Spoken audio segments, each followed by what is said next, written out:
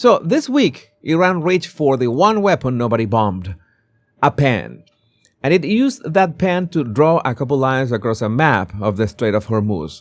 And that line is keeping 3 different governments awake tonight. Well, Iran cannot reopen the strait by force because the US Navy is parked on top of it.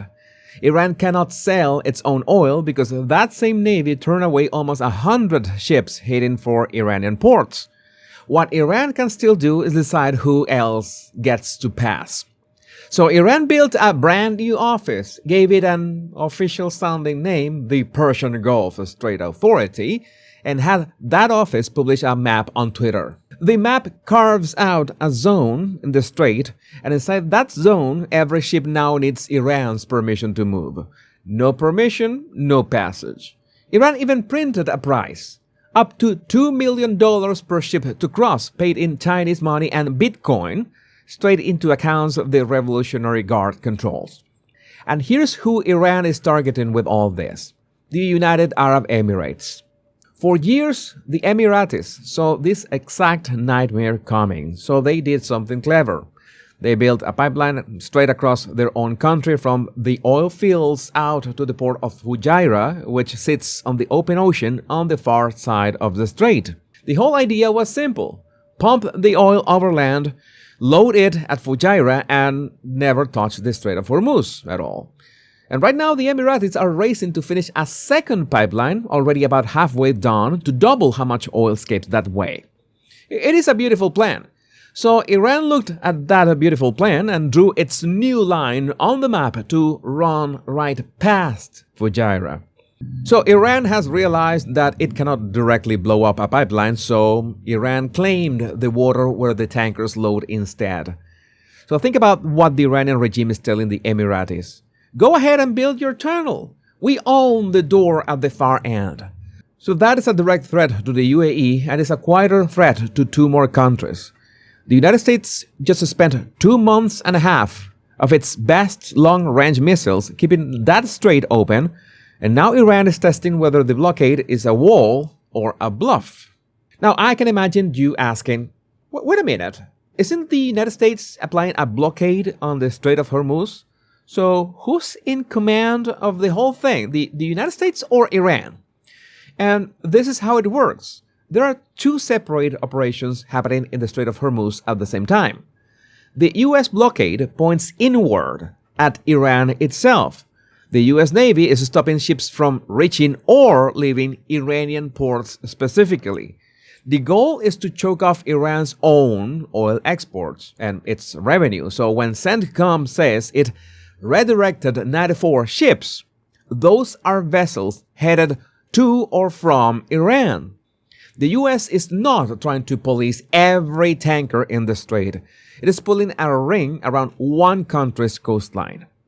Meanwhile, Iran's toll points outward at everyone else. So Iran is not claiming it can move its own oil. It's claiming authority over the waterway that everyone else's oil has to cross. A tanker carrying Iraqi or Kuwaiti or Emirati crude still has to physically sail through that narrow channel, and Iran's fast boats are sitting right there. So Iran cannot sell its barrels, but it can still make your barrels trip miserable. And Iran has hundreds of fast attack boats to enforce this. Meanwhile, Israel is watching Iran standing back up, draw a border around a friendly country, and dare anyone to erase it. One line on a map and suddenly 3 capitals have a problem. Now, you might think a map is just ink. Iran has the muscle in the water to turn that ink into law. On one single day in May, satellites counted 369 Iranian attack boats massed in one corner of the strait, not scattered, stacked in one spot like a fist, and Iran has already swung that fist. Off Fujairah, the exact water on the new map, Iranian forces boarded and seized 2 tankers right after warning the Emiratis to behave. Another supertanker got hit and left sitting dead in the water for a full week. No rescue allowed, like a body left on the street so the whole neighborhood gets the message. And Iran is not done. Iran is reloading as we speak. American intelligence now believes Iran could rebuild its entire drone arsenal in as little as 6 months, far faster than anyone expected, leaning on Chinese technology and including a Chinese satellite navigation system Iran switched to after it stopped trusting American GPS.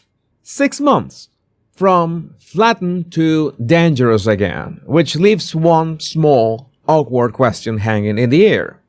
There is an American blockade around Iran right now. Almost 100 ships turned away. So how exactly does a crate of Chinese guidance chips slip through a blockade and into an Iranian factory?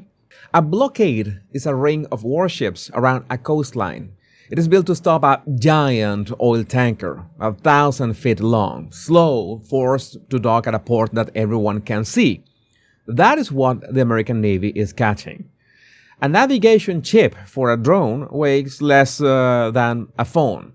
It does not need a tanker. It doesn't even need a port. It does not need the sea at all. Iran shares a long land border with Iraq and another with Pakistan to the east. And to the north, across the Caspian Sea, sits Russia, where no American warship will ever float. So you only need a truck, maybe a small plane, a boat on a sea that America cannot touch. That is how the parts come in. So the most powerful navy on the planet can sit on Iran's coast for a year, turn away every tanker in the Gulf, and barely slow this down. Iran's lifeline to China and Russia was never out in the open water. It comes through the back door and, well, Iran has many back doors. Which brings me to the man enjoying all of this the most, Vladimir Putin. Putin armed Iran for years, but now that Iran is on fire, Putin is not in the building with a hose. Putin is across the street selling water. Every barrel the Strait keeps off the market makes Russian oil more precious, and the buyers came running. Russian oil sales to China jumped 35% in 3 months. Putin even picked up the phone, called the worried Gulf leaders, and kindly offered to help everyone calm down, the way an arsonist offers to help you carry the furniture out of your house. And China, the country that needs that strait more than anyone since most of its oil sails straight through it, is doing almost nothing in public. China is just quietly buying Putin's barrels and waiting. And then there is India. India buys more of its oil through that strait than almost anyone alive, so India should be panicking. But India is not panicking. India is shopping. India keeps buying Russian oil and tells Washington, very politely, to mind its own business. India quietly cut its own private deal with Iran to wave Indian ships through, and India found a third aisle in the store that nobody else was using. Venezuela. The same Venezuelan oil that America now sits on top of after it pulled Venezuela's president right out of its palace earlier this year is now sailing halfway around the world to India. So everyone else is busy picking a side in this war. India looked at every side, smiled, and bought oil from all of them. So that is the map.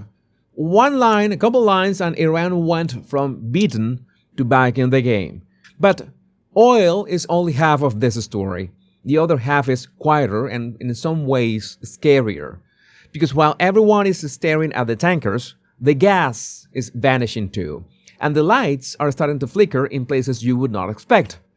60 countries are already rationing energy. Some of them are closing schools. Some are crawling back to coal. That half of the story did not fit in this video, so I wrote all of it down on my blog, and it is the part that will help you understand what is going to happen with the energy markets in the next couple months. So check my blog, thepowerpundit.com. I can say things there that I'm not allowed to say anywhere else. Link in description, and share this video with your family and friends so they know what's really going on. My name is Jesus Enrique Rosas. I'm the Power Pundit. Much love and bliss.